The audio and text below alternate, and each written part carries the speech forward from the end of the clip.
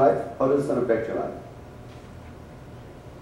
It affects your job, it affects your status, it affects your government connections, connection with the government, it affects your, when you come home, when you go to work, when you come home, it affects what time you go to sleep, it affects what time you go to an appointment, it affects what time your deal is going to close, it affects what time the customer walks into the store and buys the product, it affects how much days you have before you feel well. Oh, there's so many things that the sun affects. So imagine if you get the sun on your side. That's all you need. So the sun, when you appreciate it now it begins to help you. Now the universe begins to help you. You start to see things differently. Right? Now, when the person who has never appreciated the sun before appreciates the sun, now they start to understand advice much better. And we all are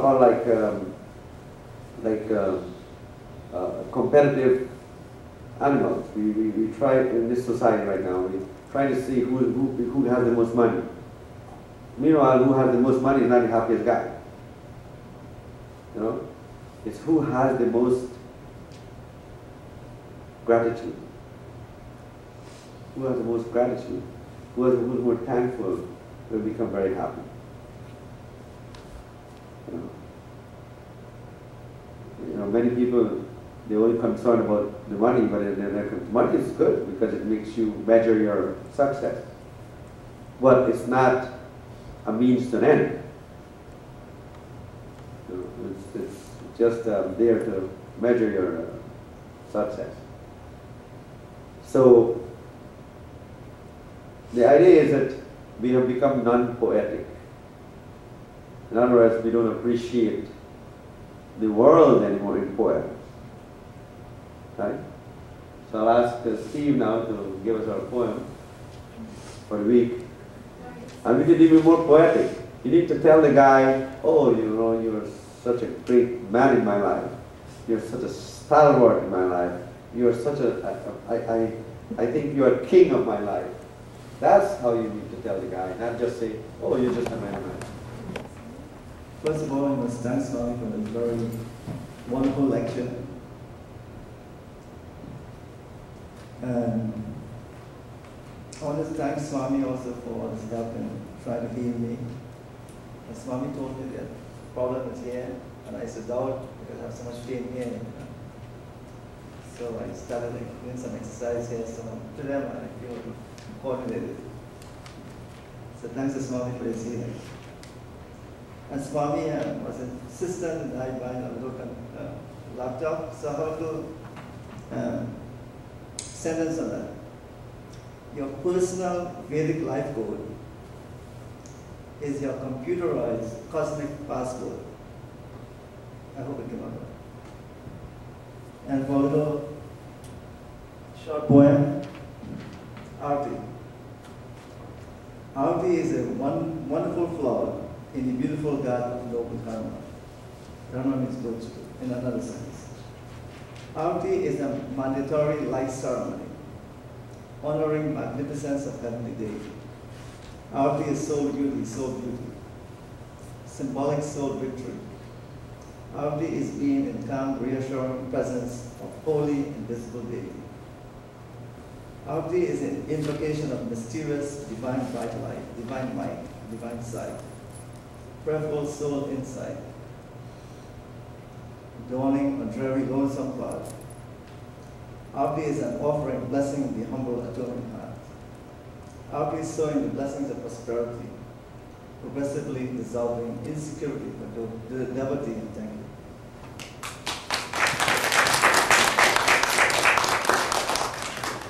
Very nice.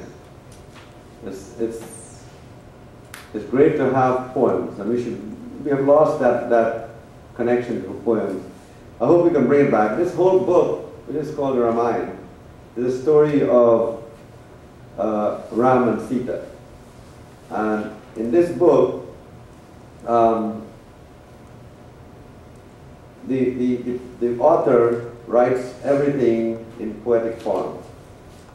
But every sentence is equal to the next sentence. Right? So if you sing one sentence, it's equal to the next sentence. And today a computer cannot even do that. To measure this 600 pages, 600 or 700 pages of poems, each sentence equal in sound, not equal in letters, equal in sound, right? So great is the description of the author of life and these two people's life.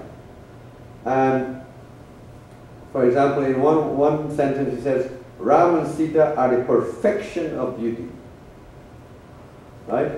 And the two kings, that's their parents, the perfection of piety or greatness. See? He describes this, and he says that the maidens that accompany Sita, the servants, the maids, servants, he describes them. He says, maids with voice as sweet as the notes of the cuckoo bird, right? Whispered to one another, "O bright-eyed friends, we shall gain much by this union of Ram and Sita." So the way he describes it, even you reading this would experience bliss because of the way he describes it. If I say that, Martha, you look beautiful today, and that's finished. But Martha, you have the face that's shining like that of the moon, right? Your blue shawl makes it look like you're sitting in the sky. Now, if you look at Martha that way, you will be no difference. You will have a different feeling, isn't it? Right? Such is the way that the ancient, thousands of years ago, that they describe women and so on. That's how they describe it, the woman. Now that is love, right? That is love. When you describe it so eloquently, and I hope I can ask Steve, as a great poet, to bring this out in his books. That instead of just writing a poem, write a real description of the universe in poetic form. Right? You don't write a poem just because you want to put words together. You write a poem because you want to describe something, the greatness of something. Right? So it's very important. This is a reminder, but you guys maybe need to get these. It's in the internet. If you look at the internet, I can give you the link later if you want. But it's so good that you can read, when you read it in the internet. If you give me your email, I'll send it to you. All for that. So let them sign up their email. I will send them to you this reminder. This whole book, I can give it to you on the internet. And you can read a verse every day. And that verse is going to make you feel great for a day. Such is the greatness of this book. The way they describe the person, they will describe the universe, they will describe the wedding or the birth of Ram and Sita and so on. It's amazing. And they talk about the greatness of the body and so on. So it's very important if we can bring some poem into our life, bring some poetic meaning to our life. Enjoy that person who you are married to. Enjoy the person who you're with, because you never know what's going to happen tomorrow. And enjoy each other like there's no tomorrow. That's how we should enjoy it. Right? Sarva Mangala Mangale means I want all prosperity, all happiness in my life. And that's how you want to be. You want to appreciate life. You appreciate all the happiness that you have. And don't think prayer is only in the temple. That's not true. There's no prayer in the church. Prayer is with you. And everything you do is a prayer. So what the mantras do, they just cancel out some of your negativities. If you curse last week and I give you the mantra and you might say the mantra this week, it might cancel out some of that. But that's what mantras do.